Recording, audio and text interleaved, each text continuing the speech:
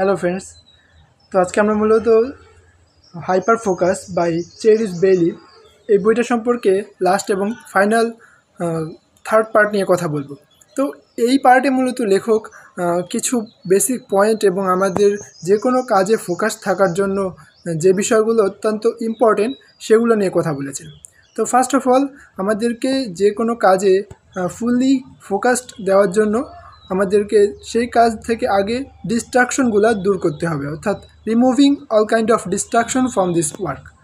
So এই distraction remove করার পরে আমাদেরকে সেকেন্ড পয়েন্ট হচ্ছে সেই কাজে ফুললি ফোকাস থাকতে হবে, অর্থাৎ focused on, and then return focus on the work, অর্থাৎ আমাদেরকে সেই কাজে রিটার্ন ফোকাস আনতে হবে যেন আমরা সেই কাজে দীর্ঘ সময়, হয়তো অনেক কাজে আমাদের ফোকাস থাকা সম্ভব হয় না, কিন্তু আমরা যদি সেই কাজগুলোতে নিজেদের ফোকাসটাকে রিটার্ন ফোকাস, অর্থাৎ সেই কাজে আমরা কতটুকু ফোকাসড আছি সেইটা বুঝে তার উপর ভিত্তি করে আমাদের ফোকাসকে আরও বাড়াতে পারি, তাহলে আমরা সেই ফোকাসটা ধরে রাখতে পারবো। এজন্য লেখক একটা রুলের কথা বলেছেন, সেটা হচ্ছে যে আমরা যে কোনো কাজে কতটুকু ফোকাসড আছি সেটা যাচাই করার জন্য আমরা একটা কাজ করতে পারি।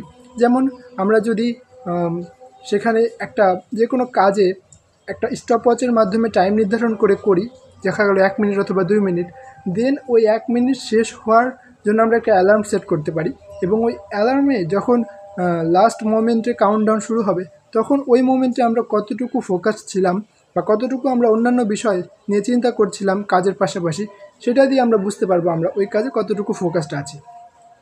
দেন আমাদেরকে দিনের ভিতরে 3টা ইম্পর্টেন্ট কাজ দিনের শুরুতে ঠিক করে নিতে হবে, যে আজকে সারা দিনের ভিতরে যে কোনো মূল্যে আমাদেরকে এই কাজগুলো করে ফেলতে হবে, অর্থাৎ আমাদের টু ডু লিস্টে এই কাজগুলোকে সবার আগে প্রায়োরিটি বেসিসে সাজিয়ে কাজগুলো শেষ করতে হবে, তাহলে আমরা আমাদের কাজে আরও বেশি ফোকাস থাকতে পারবো।